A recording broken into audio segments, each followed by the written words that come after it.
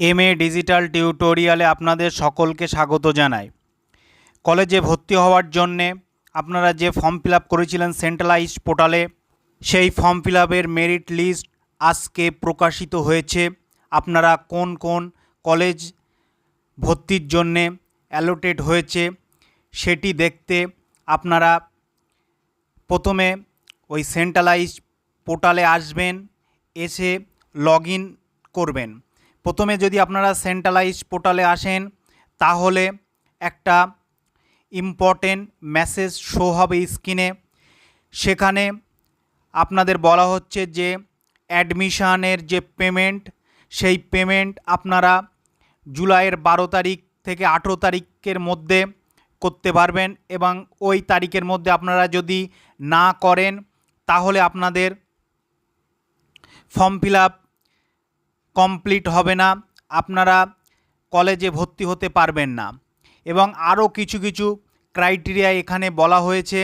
আপনারা যদি যে প্রেফারেন্স সেট করেছিলেন সেই প্রেফারেন্স অনুযায়ী যদি কলেজ না পেয়ে থাকেন, মানে আপনি প্রথম প্রেফারেন্স যেটা দিয়েছিলেন সেই কলেজ হয়তো আপনি পাননি, নিচের দিকার যে প্রেফারেন্সগুলো দিয়েছেন সেই লিস্টে আপনি সিলেক্ট হয়েছেন, সেই কলেজে সেই কোর্সে আপনি সিলেক্ট হয়েছেন, আপনি আপগ্রেডেশন করে নেক্সট রাউন্ডে যেতে পারেন আপনার পছন্দের প্রেফারেন্সের কলেজ পেতে।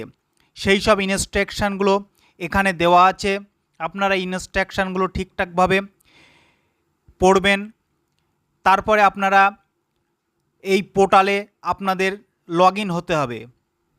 স্টুডেন্ট লগ ইন অপশানে ক্লিক করবেন, ইমেল আইডি এবং পাসওয়ার্ড দিয়ে লগ ইন অপশানে ক্লিক করবেন।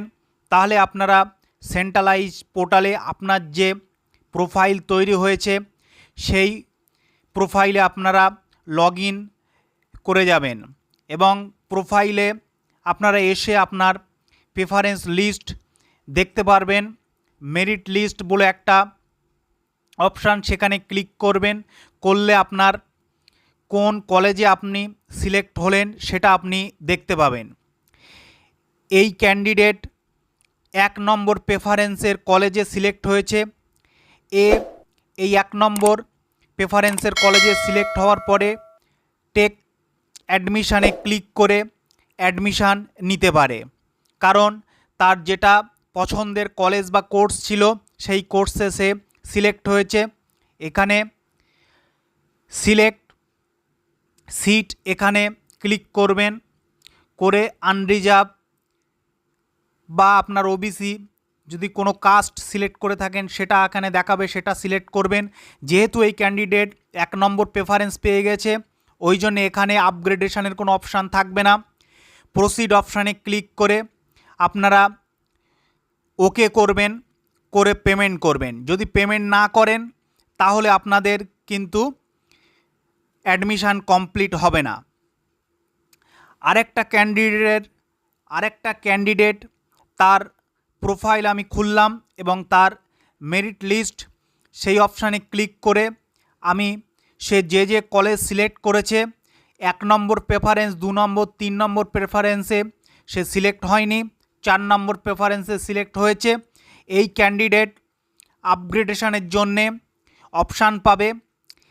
এই ক্যান্ডিডেট যদি মনে করে যে তার প্রেফারেন্সের কলেজ সে পাননি, মানে 4 নম্বর প্রেফারেন্সের কলেজ সে অ্যাডমিশান নেবে না, পরবর্তী রাউন্ডে আপগ্রেডেশনের জন্য যাবে, তাহলে এখানে ইয়েস করবে, করে প্রসিড অপশানে ক্লিক করলে তার পরবর্তী রাউন্ডে সে আবার সুযোগ পাবে। আর নো করলে তাকে ওই প্রেফারেন্সের কলেজেই পেমেন্ট করে অ্যাডমিশান নিতে হবে, আপগ্রেডেশনের সুযোগ পাবে না। 2 রকম ক্যাটাগরির ক্যান্ডিডেট আমি দেখালাম। যার ফার্স্ট প্রেফারেন্সে সিলেক্ট হয়েছে, আর একটা ক্যাটাগরির ক্যান্ডিডেট দেখালাম যে নিচের দিককার প্রেফারেন্সে যে কলেজ বা কোর্সে সে রেখেছিল সেই কোর্স বা কলেজে সে সিলেক্ট হয়েছে, সে আপগ্রেডেশনের জন্য অপশান পাবে।